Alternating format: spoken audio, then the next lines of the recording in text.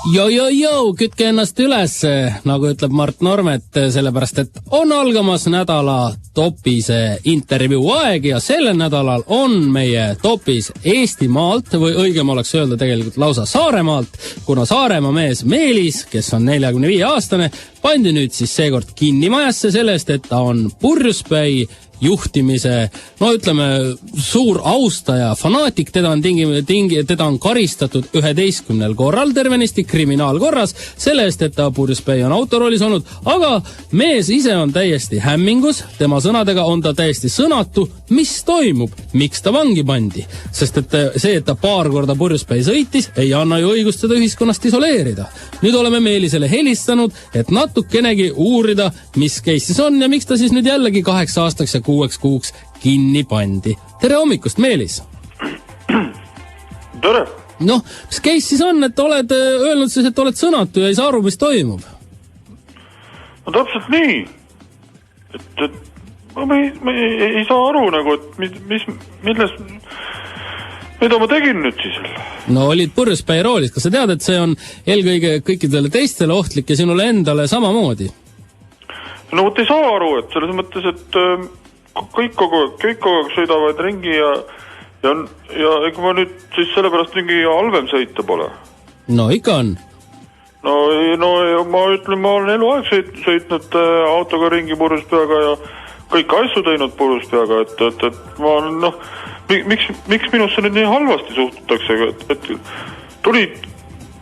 tulid kapomendid, narkomendid panid mul käed raudu ja täitsa kohe karjusid mu peale ja selles mõttes, et viisid mind kinnimajja ja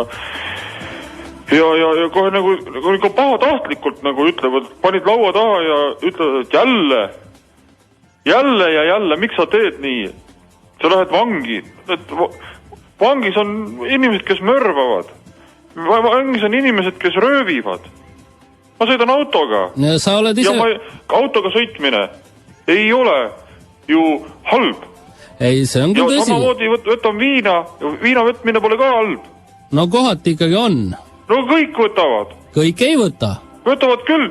Ja nüüd mind pannakse kinnimajja 8 aastaks, kus on mörvarid, röövelid, igasugused, ma ei tea, inimesed, kes teevad albust. Meelis, kas sa saad sellest aru, et sina, kes oled juba 11 korda varem ka kriminaalkorras sellest karistatud, oled samamoodi potentsiaalne mõrvar?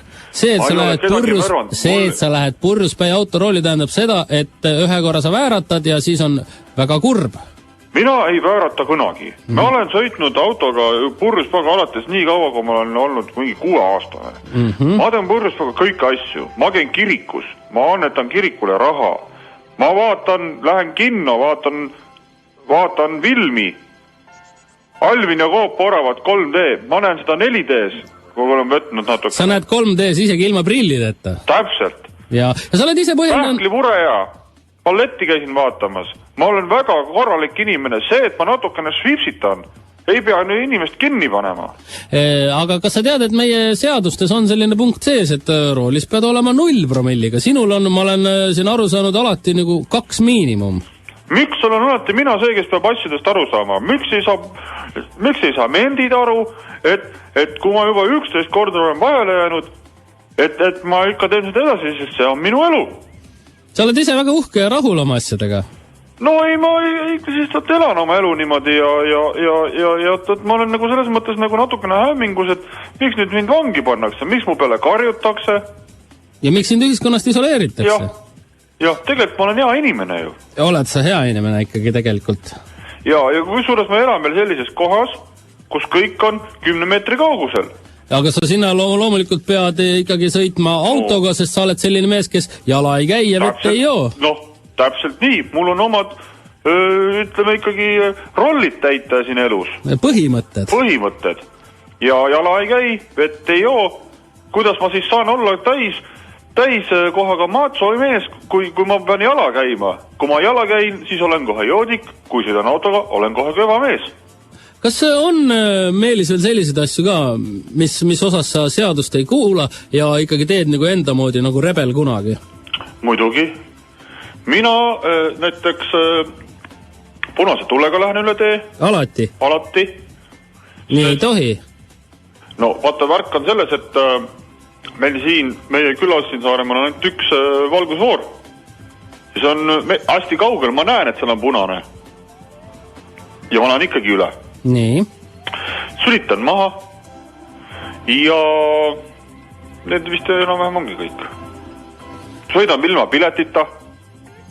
Need on minu rollid, see on minu põhimõte. Sa oled ikka selline väike kurikael tuleb välja. No ei ole, ma olen hea inimene, ma olen väga hea inimene. Head inimesed kuulavad seadust. Kui sa jääd kuskile näiteks upakile siin, ma võtan su koju, panen su magama, annan sulle hommikul tuuleaugi nonesida, kapakas õlut ja kõik on hästi. Mis nüüd saab selle 2 aasta jooksul siis? No ma ei tea, minust suututakse nii halvasti, nüüd ma kindlasti muutun pätiks.